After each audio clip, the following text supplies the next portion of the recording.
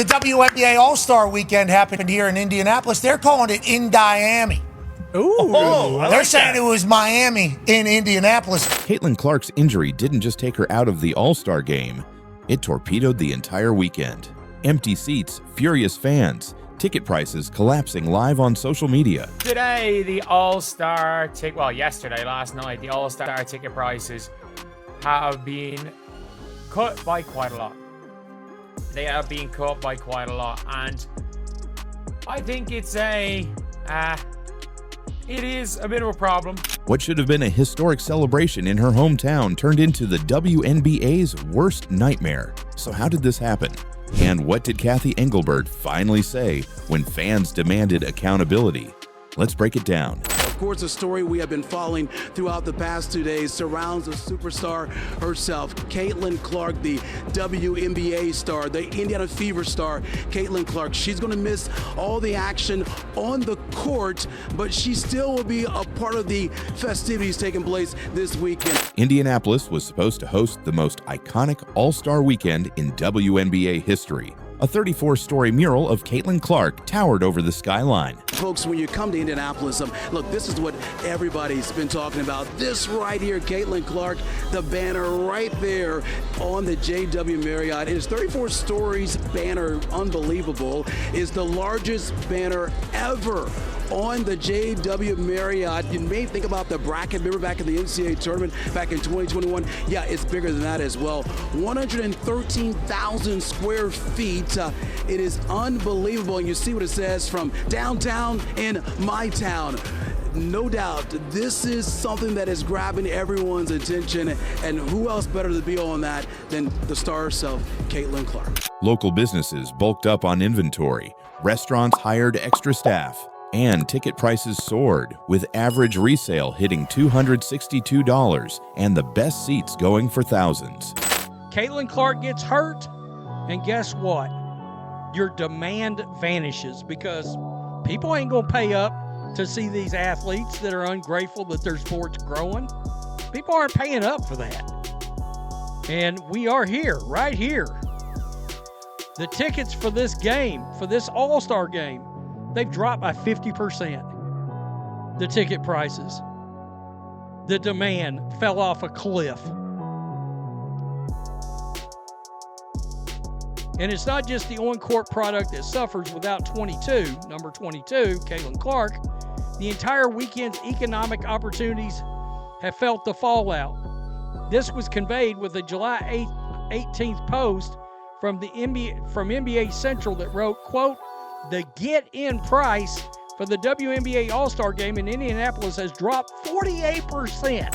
This was supposed to be her coronation. Instead, it turned into a financial disaster. The collapse began the moment Caitlin's groin injury was announced.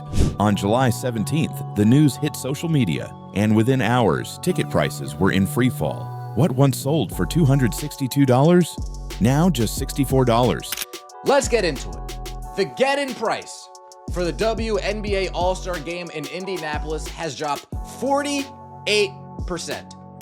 From $121 all the way down to just $64 after news broke that Caitlin Clark won't be playing. These are people saying, I'm done. I don't want to watch. Caitlin Clark's not. I bought tickets solely to watch Caitlin Clark in the All-Star Game. I made accommodations solely to get to Indiana to watch Caitlin Clark in the All-Star Game. She is injured. I have no interest in that anymore. People are selling their tickets so much so they just want off of them. And they're seeing firsthand what Caitlin Clark is worth to this league, especially to the All-Star Game. Buyers disappeared. Sellers panicked. People who had bought tickets just to see Clark were trying to offload them for pennies. And still, nobody wanted in. The get-in price dropped from $121 to just $65. Yet even at that rock-bottom number, fans said, no Caitlin, no thanks. Now, tickets were already sold up. As far as the venue's concerned, they already sold all 17,000 or however many tickets they had.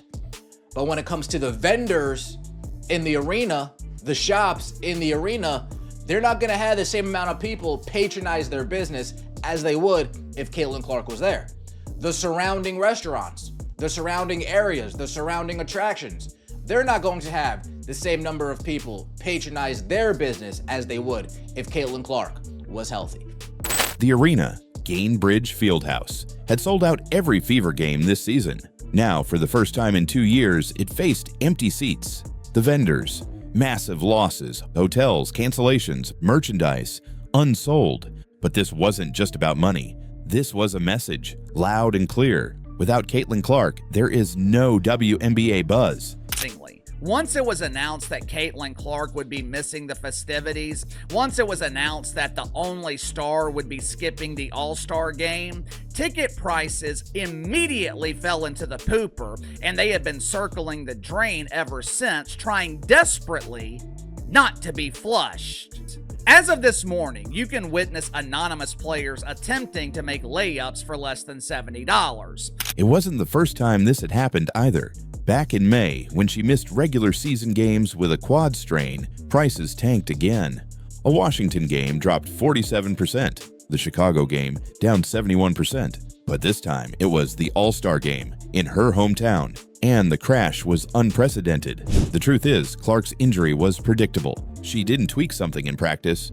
She was worn down game after game by opponents who knew the refs wouldn't protect her. That is because of the refereeing in regards to Caitlin Clark being targeted and pretty much not having a special whistle. And in any other sport, most superstar players get that whistle.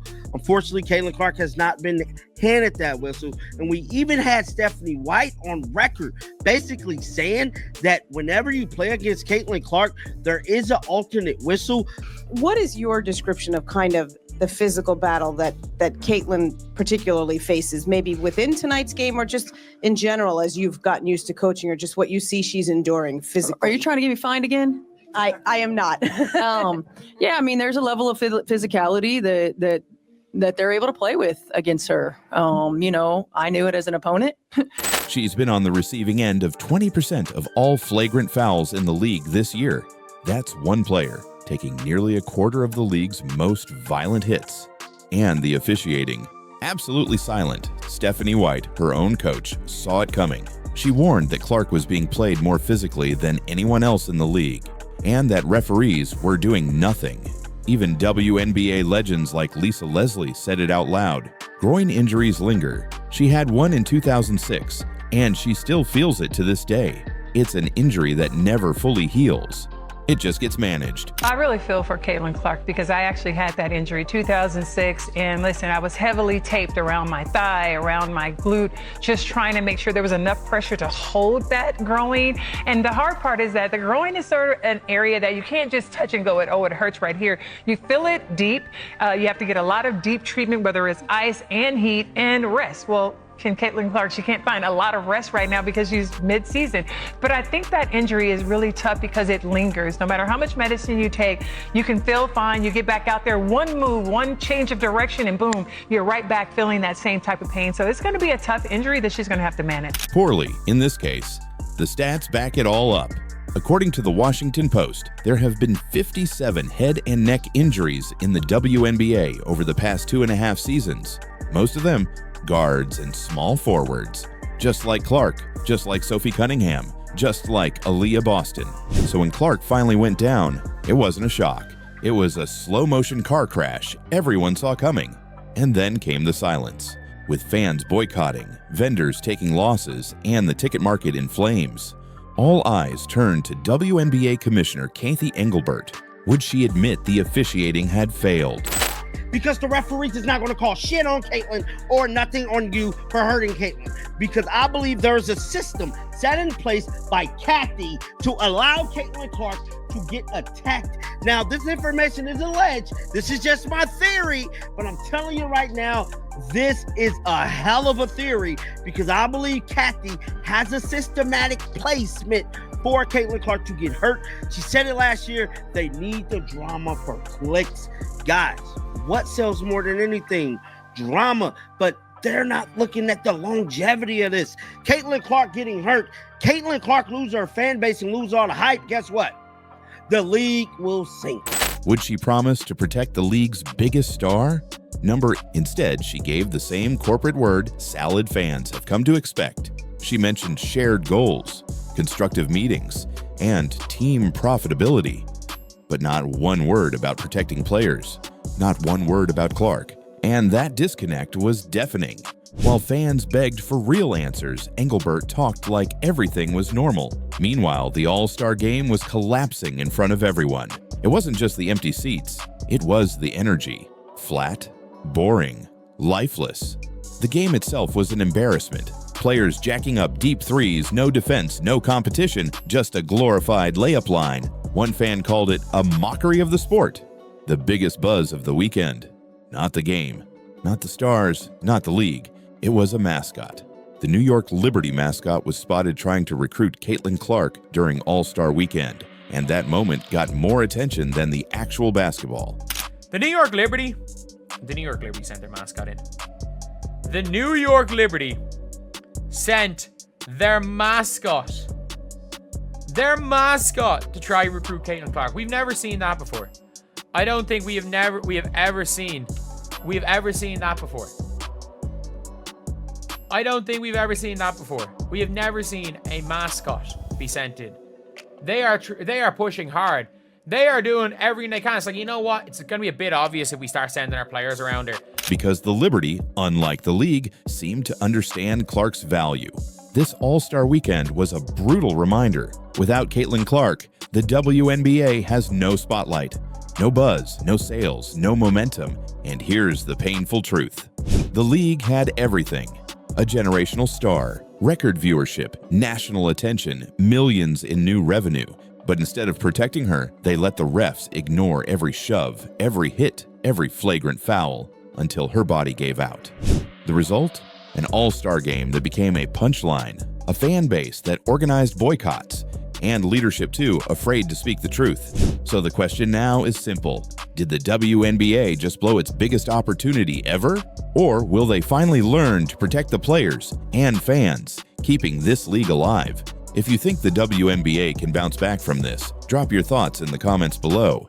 And if you're tired of seeing Caitlin Clark get disrespected, hit that like button. Subscribe for more hard truths, and we'll see you in the next one. Now, these people running around talking about Angel Reese is better than Caitlin Clark, that's absurd. Y'all damn well know Caitlin Clark's been injured basically the whole year and has missed 10 games. I mean, come on. Let's get real. Angel Reese thought All-Star Weekend would be her coronation, a signature shoe drop, billboards everywhere, a bold campaign that screamed, "I run this league now." Listen, this is a fake one-sided rivalry. We got Angel Reese taking more shots at Caitlin Clark unnecessarily. You in Indiana having a great time partying. We see all the clips. Why can't you just do your thing? Why can't you just do your thing? Now, if Caitlin Clark and her fans was coming out here going crazy on Angel Reese, everybody's gonna scream race. Everybody would scream racism. We already know that. Reebok, Angel Reese are taking shots at Caitlin Clark, using her as promo. But when Caitlin Clark got injured and pulled out of the WNBA All-Star Game, everything collapsed, and Reese ended up humiliated on a national stage. Well, it looked like Angel Reese has just found herself in the middle of some serious drama yet again. Guys, well, we know Angel Reese has definitely been in the headlines, man, after erupting in a press conference, pretty much swearing at reporters. And I'm here to tell you today is another day of the Angel Reese drama. This happened on national television. Now, guys, I'm not one to blow up negativity, but Angel Reese is supposed to be leading young women and being a great example to girls and kids all over the world. Because the moment Clark disappeared, so did the fans, the money, and the hype. What was supposed to be a power move became a cautionary tale.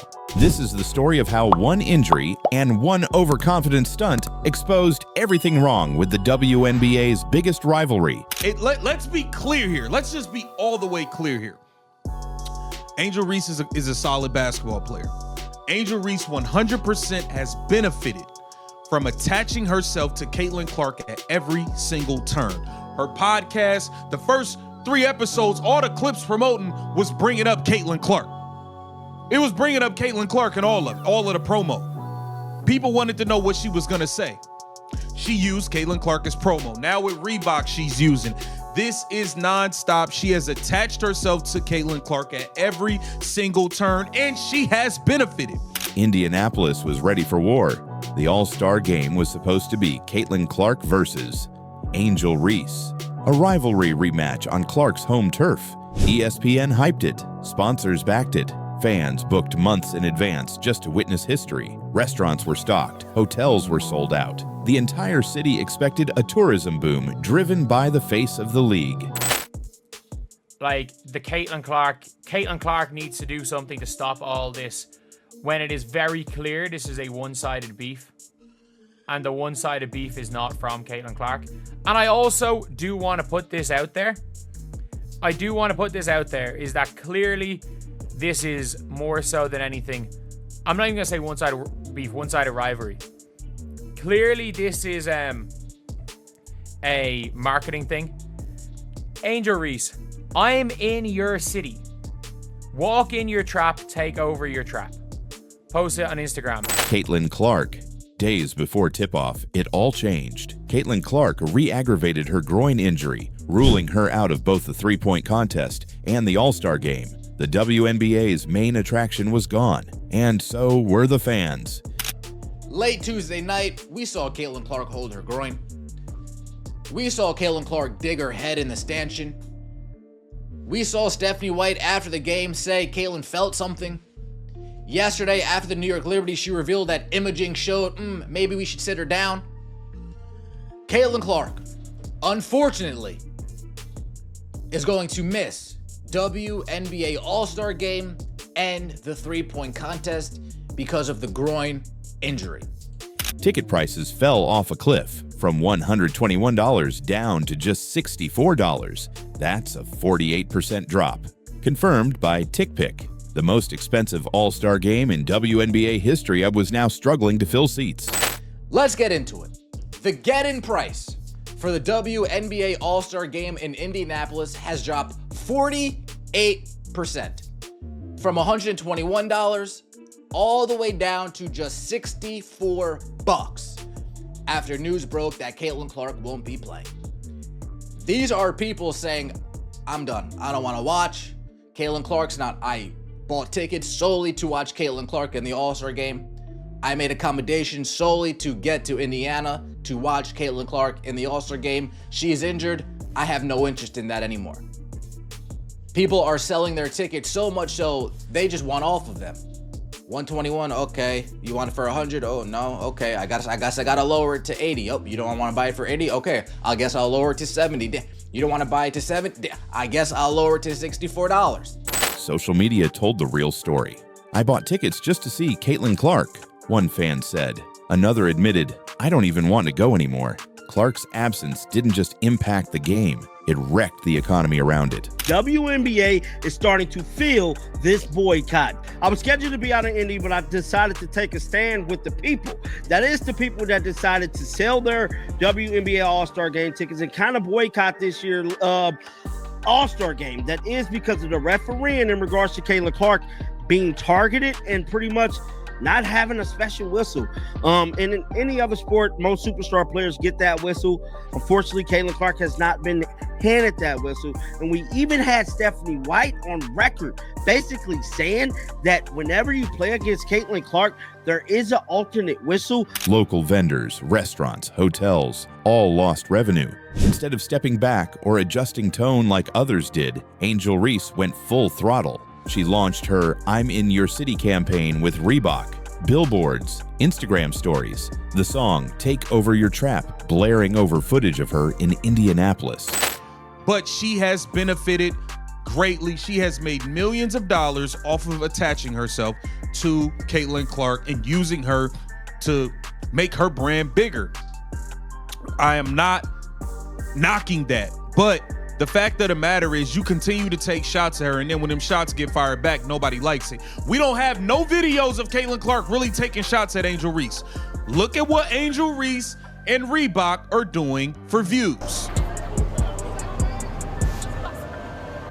walk in your trap, take over your trap. This is promo they're doing in Indianapolis, where Caitlin Clark plays. That is a clear shot. It's a clear shot.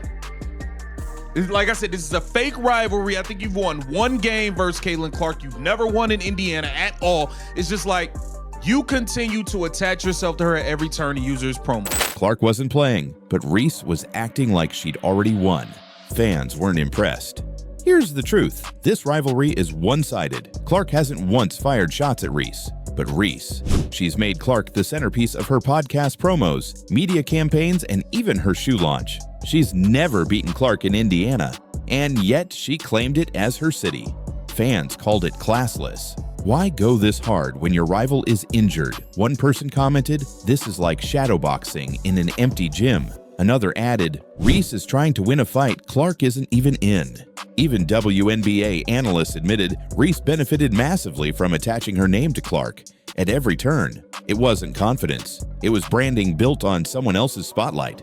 This weekend showed just how fragile the WNBA's momentum is. Everything from viewership to ticket prices hinges on one player, Caitlin Clark. And when she's out, the whole system shakes.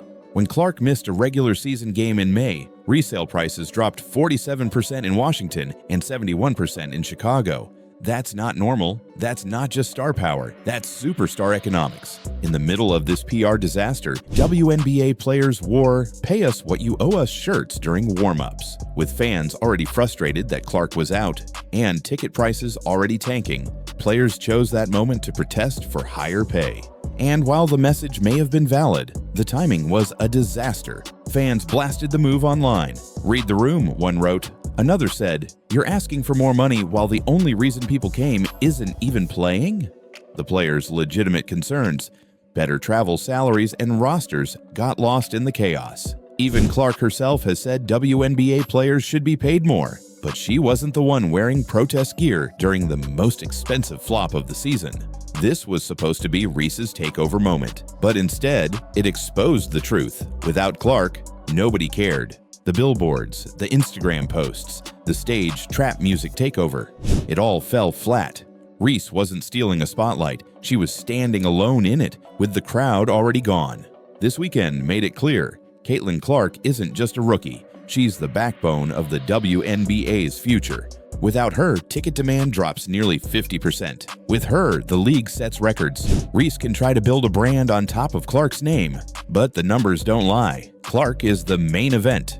Everyone else? Supporting cast. So if you think Angel Reese just took the biggest L of All-Star Weekend, drop Baby Giraffe in the comments to let us know. Like the video, subscribe for more Caitlin Clark coverage, and hit that bell so you never miss a beat. Because when Clark comes back, the whole league changes again.